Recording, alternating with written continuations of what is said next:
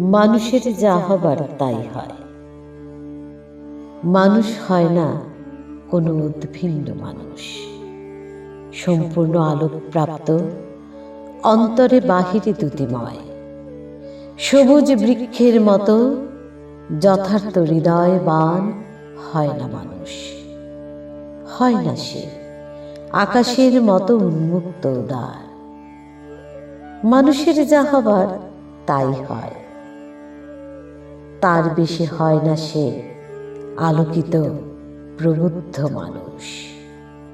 হয় না আয়ত্ত তার সব বিদ্যা, সামান্যই হয় শেখা মানব প্রেমের পাঠ। বরং হিংসা আর সহিংসতা চর্চাই যায় তার অর্ধেক জীবন। আরো বেশ কিছুকাল যায় ধনুর্বিদ্যা শিখে। এরপর যেটুকু সময়ে বাকি থাকে কাটে অনুশোচনায়, মনস্তাপে।